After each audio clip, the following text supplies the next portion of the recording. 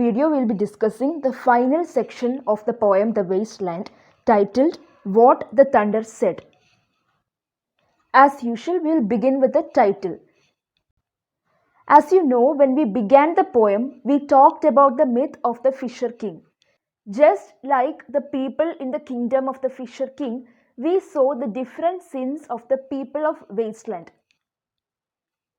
And this poem was also a quest. The rain stands for a metaphor for spirituality. So here we have come almost to the end of this quest. So in the myth of the Fisher King, the quest ended when the knight Percival answered the riddles correctly and the rains came back to their land. The thunder in the title intimates the arrival of rain. Also, we can find that in the Bible, God is often described as speaking to men with the voice of thunder. So these are all shown through the title, What the Thunder Said.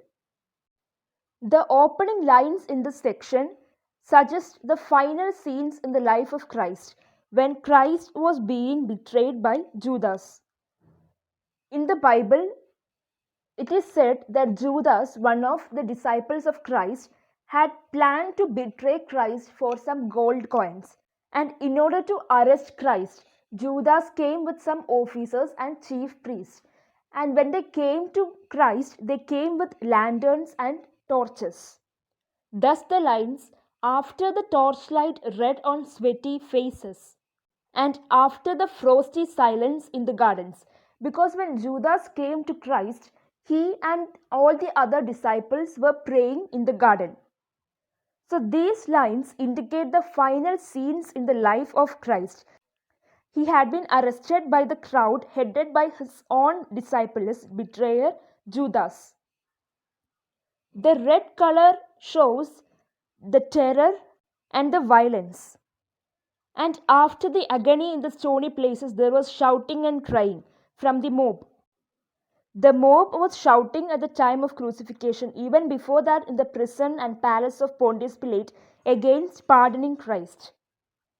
And after that the thunder shows the agony experienced by Christ in his final hours. And it can be also a symbol of rebirth of the parched dead land, the wasteland, through the life-giving rain. So in this section, what the thunder said, we are given clues on the arrival of rain or spirituality, but at the same time, we are also confused about whether the spirituality will actually get into the people. And in this line, he refers to Christ. He who was living is now dead, suggesting the death of Christ. We who were living are now dying. These lines mean that we are now dying for the want of life-sustaining religion. Because we were once living in the past by following and having faith in religion, and now we are meeting a spiritual death. In the earlier stanza that we just discussed, we had a feeling of hopelessness because of the crucifixion of Christ. And that same feeling of hopelessness and the lack of spirituality, that same feeling is going to be highlighted again in the next stanza through the journey of knight Percival, who was going to Chapel Perilous to answer the riddles in order to bring rains to his kingdom. When you look at these lines that show the mythical journey of knight Percival, you find that there are words that show total dryness. The lines say, here is no water, and then the sandy road and mountains of rock without water, and so on. So the knight wants a place to stop and drink. If there were water, we should stop and drink. Amongst the rock, one cannot stop or think. So here, there is a thirst for water. And the water doesn't simply stand for water. It could also be a metaphor. It could be a thirst for faith or healing. The continuing lines give even more emphasis to this theme. Even though we have seen lines in the poem that suggest the absence of water, these lines make the poem even more parching. It is agonizing than anything experienced before in the poem. The lines goes like this, sweat is dry and feet are in the sand. If there were only water amongst the rock, Dead mountain mouth of carious teeth that cannot spit. Here one can neither stand nor lie nor sit. There is not even silence in the mountains, but dry, sterile thunder without rain. So here we have thunder again. As I have mentioned earlier, in this part of the poem, we are given hope that at some point there will be a rain, there will be rebirth or healing. But very soon our hopes are destroyed because the thunder is dry and sterile without rain, showing that there is no possibility of renewal or resurrection in the wasteland. See, all these lines, this barrenness that we are talking about, this sterility that we are talking about, it all represents the modern world that has lost its faith on religion. Because after all the world wars that the world faced, the people doesn't believe in God anymore, a protector who protects them from all the evils of the world. Their faith is no more in that. So Eliot is focusing on the world that is parching and has a thirst for faith. The lines again suggest drought, but here the sensation of drought is becoming more and more intense. It is even becoming a nightmare. The thunder seems to have red, sullen faces that snare and snarl. We almost feel that there is water. The word rock has been repeated a lot in this stanza. It's because Eliot is making a reference to the Bible again, where Moses brought water from the rocks by beating with his stick on the rock. But no Moses is here to bring water from the rock. We almost think that there is water because we hear about the thunder, but instead of water, the rocks are dry. There is even the line drip, drop, drop, drop. It suggests and indicates water, but even though there is this dripping song and the hermit thrush, there is no water at all. So we have already seen the final moments from the crucifixion of Christ, and then we saw the journey of Knight Percival to chapel in order to bring rain. But he was looking for water and there was no water, only sterile thunder. Now the next stanza is a description of the journey to Emmaus. That is, after the crucifixion of Christ, there were some disciples who did not believe in rebirth of Christ. So one or two of these disciples, they were going for a journey to Emmaus, and when during this journey they felt like someone else was with them. There was a presence of a third person, and when they turned to look who was following them, they couldn't find anyone. The vision disappeared. Now this is happening in the poem. There is a confusion between reality and hallucination. Thus the lines, "Who is the third who walks always beside you? When I count, there are only you and I together, but when I look ahead up the white road, there is always another one walking beside you." We do not know whether a man or a woman, but who is that on the other side of you? So here we have a hope. There is a hope now that this could be Christ. Christ as a symbol of revival, of redemption from the wasteland. But this hope doesn't last long, because in the very next stanza, there is a reference to Russian Revolution and post-war Europe in general. The sounds high in the air and the maternal lamentation, the women weeping. And then there are hooded hordes swarming over endless plains, maybe referring to the army. Before ending the stanza, Eliot also brings another theme into this, that is pollution, the same theme that we have been discussing earlier in the previous parts. So he uses the term violet air to show pollution, and he talks about falling towers, towers meaning churches. And again the use of the word unreal. And after this, we are presented with the image of a woman who is fiddling lullabies on her hair. She uses her hair as strings for the musical instruments, and she is singing songs. And we also have images of bats with baby faces in the violet light.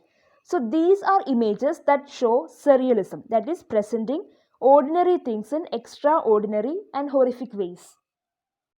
And what are these bats doing? They whistled and beat their wings and crawled head downward down a blackened wall, and upside down in air were towers. Now these towers again refers to churches. These churches are no more used for prayer purposes. The bats freely fly over in the church. Even though the churches were no more holy, the bells in the churches still kept ringing. They kept the hours, and voices singing out of empty cisterns. The people going to churches, they still sang the hymns, but they did not believe like the earlier times. They were simply there singing out words without meaning, just as how godless men live in an empty cistern or a dry well, exhausted wells.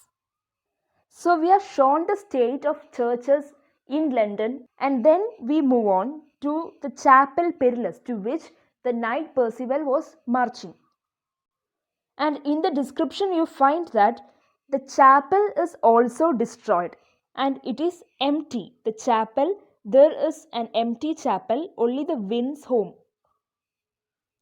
The empty chapel could also be another temptation to the quester, the knight Percival, which could be the last temptation too, as if there is no promise or hope, there is no promise in going to this place.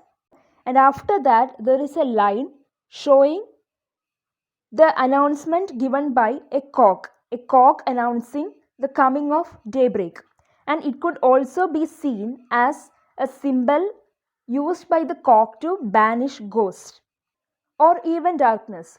Cock is a bird of sacrifice and good omen. So when the cock crows, what you find is that soon the rain follows. There is a flash of lightning and then a damp gust bringing rain. Soon the black clouds gathered over river Ganga, the sacred river of India, over the Himalayas. And then the thunder spoke. Now let's see what the thunder spoke. The 3 commandments given by thunder is da, da, da, the voice of the Lord creation. This is from Brihadaranyaka Upanishad. Now the commandments given by thunder is related to a story. That is, Prajapati was the creator of the whole universe, and he had 3 groups of offsprings, 3 groups of children, the gods, the men and the demons. There was a famine in India and all the rivers and streams were dried up, the leaves were all falling down, and they were all waiting for rain clouds. But there were no rain clouds over Himalayas, and there was confusion and panic. So the 3 groups of children, they decided that they will go to Prajapati for advice, and they go and ask him about what to do. And to each group, Prajapati utters the syllable da and asks them if they have understood. And they say yes, they understood, but what each group understood from the same word was different. The gods thought that Prajapati meant to restrain themselves, that is, da meaning damyata. The men thought that the da meant datta, that is, Prajapati wanted them to give. The demons thought that da meant compassionate, to be compassionate to each other. And they all agreed, thinking that this is what the real meaning was. The first da means datta, or to give. This is the meaning understood by men. The question is, what have we given? And then the narrator says, my friend, there are certain things that we do by listening to our heart. We all surrender to what our heart says at a moment of great excitement, at least sometimes. This is what he means by the awful daring of a moment's surrender. This impulse of the heart can never be found in any brief biographies or any will or in any newspapers. None of these will be found in the inscription of even his tombstone. It will all die with us, and the kind spiders will make sure that it is covered by their webs. So there is nothing that we can take from here. Thus, just give to others. This was the advice given to the men by the thunder. The second da meant Dayatvam, which was said to demons, and they were asked to sympathize, to be compassionate. Here, the prison means our own selves. We are living in a prison of our own ego. The key is to surrender to something outside one's own self. These lines is also a reference to Dante's Inferno. There is a story of Count Ugolino who was locked up in the prison with his 4 sons. And eventually all his sons died of hunger and only this count was left. So the last person he had hatred to was the man who locked him in the prison. And he tells Dante that he was imprisoned in the tower and the door was locked, and thus he couldn't communicate with the world outside. The prison is our own selves, our own ego, which is preventing us from being compassionate to others. So this is the meaning that the demons understood from the word da. The next word uttered by thunder is da again, but this time it means damyada. It is what the gods understood, damyada or control. And here in the poem we have a metaphor of a boat. Whether the sea is calm or not, a boat floats without risk or fear under the expert hands of sailors. The same way, our heart would have calmness under discipline and control. So the 3 commandments were given to the gods, the men, and the demons. And the 3 commandments given by thunder, da, da, da, meant datta, dayatvam, and damyada. So the first da meant to give whatever we have without limits. And the second da meant dayatvam, to get rid of our ego and to be compassionate and sympathize. The third da meant to control, to discipline ourselves so that the outside situations doesn't affect. But after these lines, Eliot himself shows that these 3 commandments have not been followed in Wasteland. So, we have reached the last stanza of this part and also of the poem The Wasteland. Again, the Fisher King makes an appearance. He is sitting on the shore. I, meaning the Fisher King, is sitting on the shore with the arid plain behind me. Now this is interesting because the wasteland is behind him, as if it is part of his past life. He is looking forward to something hopeful and something meaningful. Shall I at least set my lands in order? When this stanza begins, it is giving us a hope of regeneration and renewal. We do not know whether he will succeed. That is doubtful because there is ruin all around him. And then Eliot makes references to many quotations. He uses many quotations to show the general theme of the poem. He uses a line from the nursery rhyme, London Bridge is falling down, to show the destruction around him. And then lines from Dante's Purgatory to show fire as the symbol of purification, as a purifying element. These are the lines. And again a line referring to the Philomel who changed into a nightingale, and Philomel is waiting for the spring. This also shows that the poem might end in a positive note. And after giving few quotations from different works showing the major themes in the poem, Eliot says, "These fragments I have showed against my ruins, why then I'll fit you." Now the fragments can either refer to the 3 commandments given by thunder, datta, damyada and dayatvam, or it could also mean the 5 sections of the poem The Wasteland. So it is as if the poet is letting us decide whether the poem should end in a positive note or on a negative note. And then, before uttering the words datta, dayatvam and damyada again, he gives the line, Hieronymus mad again. This might mean that only in madness he can bring himself to utter the words Shanti, Shanti, Shanti, that is, peace be with you. In this situation of the modern world, peace being a part of life is like almost impossible. He takes this from the Upanishads, which is the Christian equivalent to Peace be with you. So that's all for this video. We have completed the whole poem. The links to all the videos explaining different parts of the poem is given in the description. You can always go and refer to it, and if you have any more information that you want to add, you can freely add it in the comment section. Thanks for watching.